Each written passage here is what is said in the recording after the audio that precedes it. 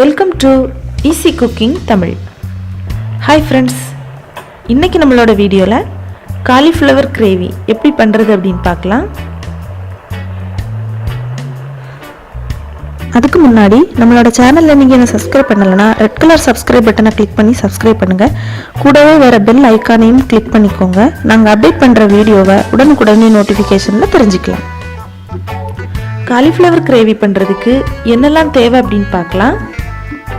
நான் இன்றைக்கி ஒரு காலிஃப்ளவரை உப்பும் மஞ்சளும் சேர்த்து வெந்நீல 10 நிமிஷம் ஊற வச்சு எடுத்துருக்கிறேன்.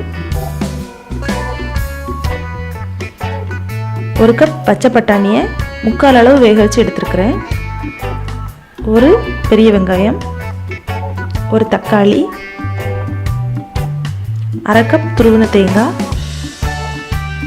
1/2 டீஸ்பூன் பெருஞ்சீரகம், 1/4 டீஸ்பூன் சீரகம், 1 டீஸ்பூன் மிளகாய்த்தூள், 1 டீஸ்பூன் மல்லித்தூள், கொஞ்சமாக மஞ்சள் தூள்,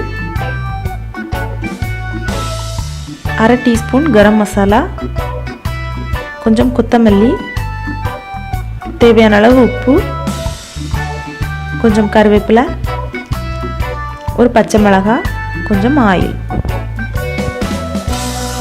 ஃபஸ்ட்டு நம்ம மிக்ஸி ஜாரில் துருவின தேங்காவை சேர்த்துட்டு கூடவே பெருஞ்சீரகத்தையும் ஆட் பண்ணிக்கலாம். ஆட் பண்ணிக்கிட்டு தேவையான அளவு தண்ணி சேர்த்துட்டு இதை மிக்சியில் நல்லா அரைச்சி எடுத்துடலாம். பாருங்கள், இந்த மாதிரி நல்லா அரைச்சி எடுத்துக்கோங்க. இனி ஒரு பேனில் கொஞ்சம் ஆயில் சேர்த்துக்கலாம்.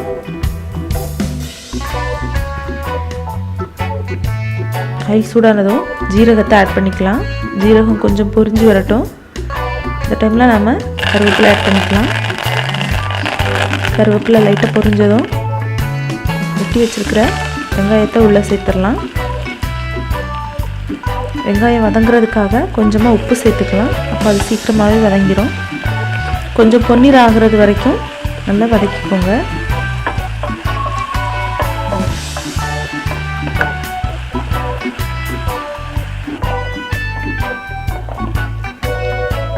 கொஞ்சம் சிவந்து வர ஆரம்பிச்சிருக்கு.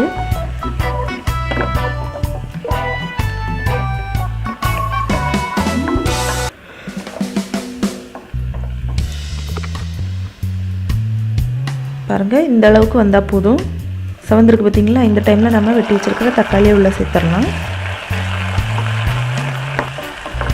தக்காளியும் நல்லா வதங்கி வரட்டும்.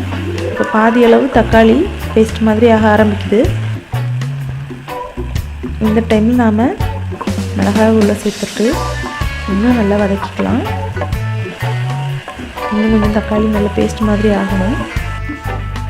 பாருங்கள், இப்போ நல்லா குழஞ்சி வந்திருக்கு. இந்த டைமில் நம்ம மசாலா உள்ள சேர்த்துடலாம். வத்தல் தூள், மஞ்சள் தூள், கரம் மசாலா,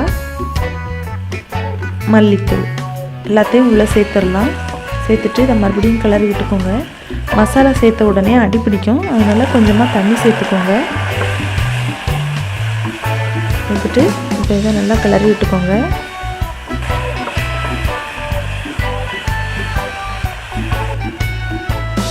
இந்த டைமில் நம்ம காலிஃப்ளவரை உள்ளே சேர்த்துடலாம். கூடவே நம்ம வேக வச்சு எடுத்துருக்கிற பச்சை பட்டாணியும் உள்ளே சேர்த்துடலாம். இதை மசாலா எல்லாத்துலேயும் படுற மாதிரி நல்லா கிளறி விட்டுட்டு இன்னும் தேவையான அளவு தண்ணி சேர்த்துக்கோங்க. எல்லாம் நல்லா மிக்ஸ் ஆகிற மாதிரி ஒரு வாட்டி நல்லா கிளறி விட்டுக்கலாம்.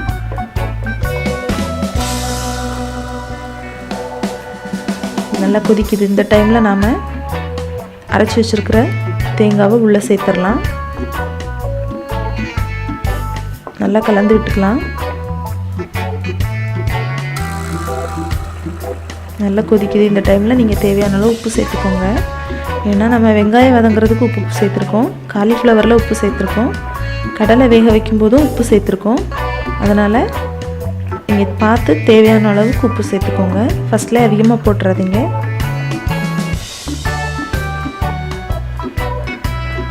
குருமா நல்லா கொதிச்சிட்ருக்கு. இந்த டைமில் நம்ம கொஞ்சம் கொத்தமல்லியை உள்ளே சேர்த்துக்கலாம். சேர்த்துட்டு ஒரு 1 நிமிஷம் அப்படியே விட்டுருங்க. விட்டுட்டு அதுக்கப்புறமா இதை கிளறி விட்டுக்கலாம்.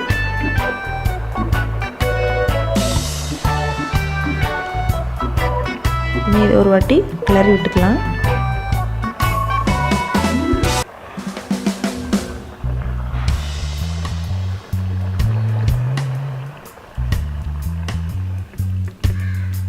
அவ்வளோதாங்க, நம்மளுடைய காலிஃப்ளவர் கிரேவி தயாராகிடுச்சு.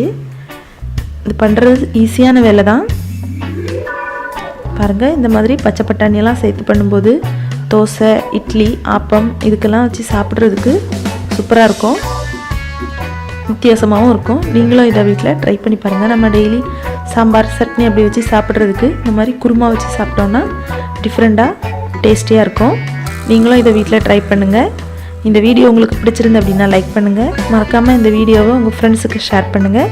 எங்களுடைய சேனலை சப்ஸ்கிரைப் பண்ண மறந்துடாதீங்க. நன்றி.